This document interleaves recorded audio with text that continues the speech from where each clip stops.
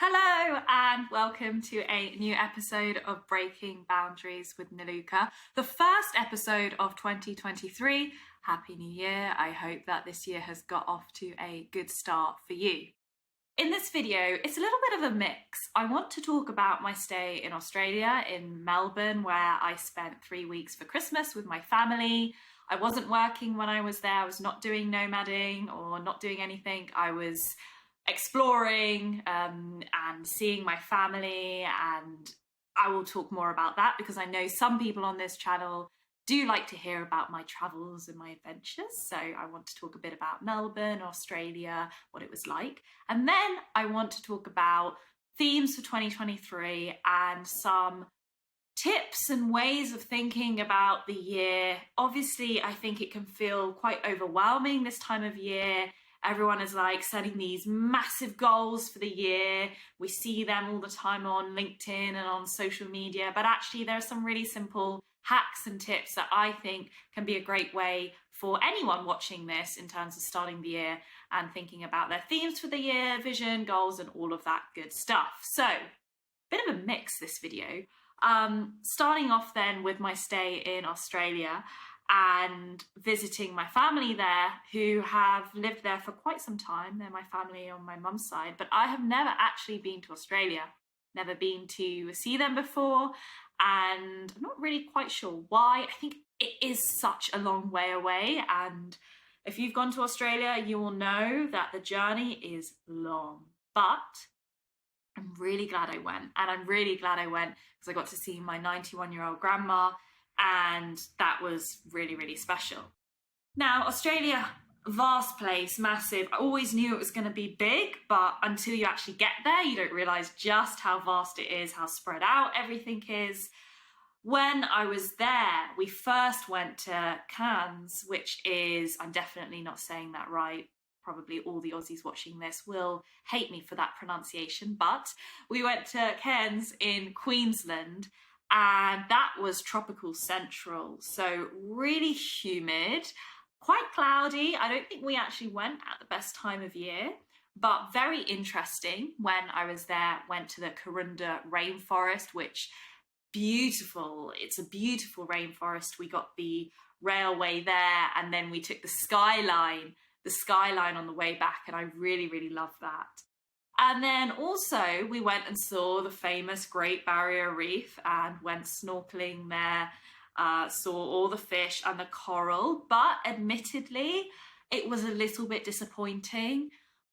You only have to look online to see how the Great Barrier Reef has unfortunately, sadly changed a lot due to the number of tourists, due to changes, etc.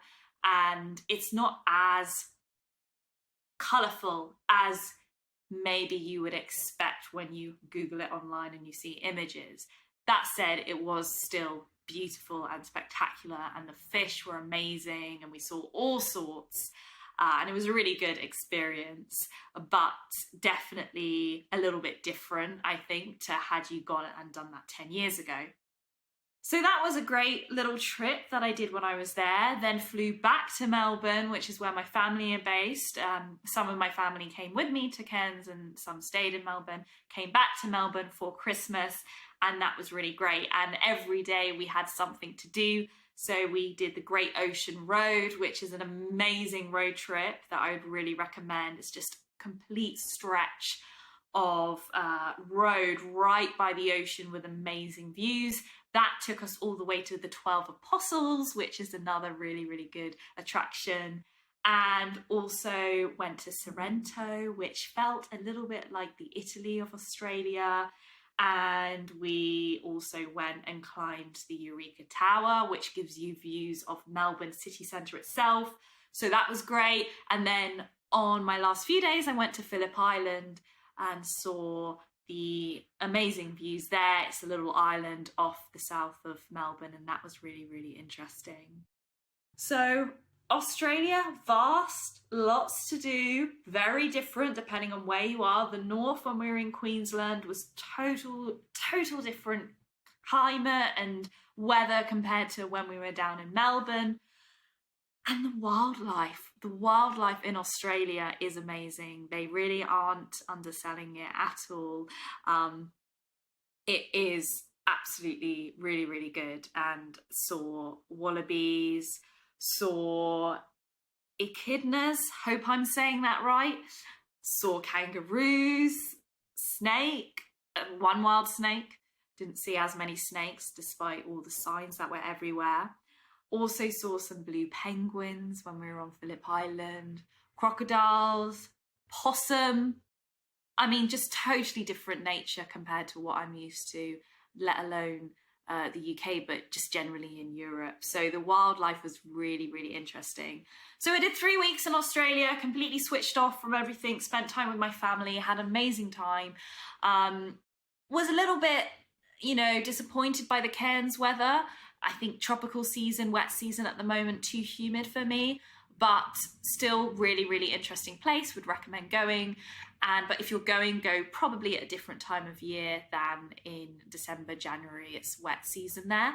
And then Melbourne, I mean, you don't need to hear it from me. Melbourne is known to be a really, really interesting city. There is lots to do. One thing I would say is you do need a car if you're going, because as I say, Australia is so vast. The thing that really struck me is how spread out everything is. Unless you're only in Melbourne city centre and you're only planning to stay around there, you probably want to have a car so you can go out and do some of the other things. But public transport's pretty good. You've got the tram, you've got the train line, and you've got buses as well. So it was very, very special. New Year's Eve was really cool. We went to the aquarium and danced with the fish, and there was a party there. And then we went and saw the fireworks, and the Melbourne fireworks were spectacular. So really great trip, and thought I would fill you in on that holiday. One very interesting thing is, and I did post this on my Instagram, is how although seeing all the sights was amazing and being in Australia for the first time was amazing, actually spending time with my family was really, really special, particularly as they're on the other side of the world. And it was just a great, great opportunity to bond with them and also to see my 91-year-old grandma in person again. So I'm feeling really, really grateful for that. And it was a great way to end 2022 and start 2023. Which brings me on to the second part of this video around 2023, around themes for this year. So a few people have been asking me, what's your plan for this year? What's your theme for this year? What's your direction for this year? And I really like to set themes rather than specific goals. And I'm going to talk about that in a moment and why that is the case. But for me, 2022 was really a year of change. It was a year of experimentation. It was a year of basically making a difference in my life in many ways, in terms of the scenery, in terms of career, lifestyle. 2023 for me is really my year of building. It is about making progress and building on some of the things that I have started and getting a little bit more direction with really where I want to go. So not just experimenting, not just trying lots of different things, but actually starting to firm things up a bit more and think about what am I building or what direction am I going in? And for me, that's a really, really strong theme that I can focus on this year. Another theme for me this year is connection. Now, as I work remotely, as I work I don't have a big team around me, it can feel lonely at times. And being honest, that is something that I absolutely miss from my corporate job. The team feel, the mentorship. And so I've said to myself, 2023 has to be a year of connection too. And connection can come in all forms. It can come in family, it can come in friends, old and new, it can come in mentoring, it can come in relationships, it can come even in animals. But connection is really important, and I think I want to put a greater emphasis on that this year. So what are some of the tips that might be able to help you for this year? As I said at the start of this video, it can feel a little bit of an overwhelming time. We all feel this pressure to just start something new or to come up with some grand goals. Well, I think the first tip I have of the 4 hacks that help me is to really reflect on what went well from the previous year and what went less well. I think sometimes we think that we need to start with this blank sheet of paper, new year, new me, new piece of paper that's blank. And actually, it's probably better to start thinking about, what did I not like so much about the year previously? What was it that actually got me down a bit? Or what was it that actually, when I reflect on last year, wasn't so good? Maybe you feel that you didn't spend much time with your children and work commitments got in the way, and actually you feel like you missed out on a few things with them. Maybe that's it. And so maybe going forwards this year, you may want to be a bit firmer with your boundaries. It's very interesting. I was reading a post by Mark Randolph, the former founder of Netflix, who said even when he was creating Netflix, he had a hard stop at 5 p.m. on every Tuesday. I think it was Tuesday or Wednesday, where he would spend time with his wife and children.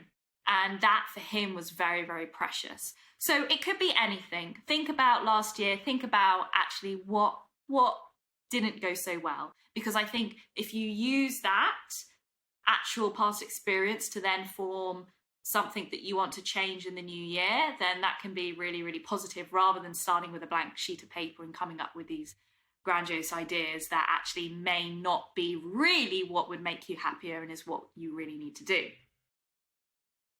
Second tip I have is to consider your theme for the year. Now, I've already spoken about my themes for this year, and for me, themes are actually a little bit more important than goals. Now, hear me out. I did write an article called Death of the Smart Goal, which I will link in the comments below. And goals can be really great, particularly if you're on a project or particularly in a shorter time frame when you need to get something done.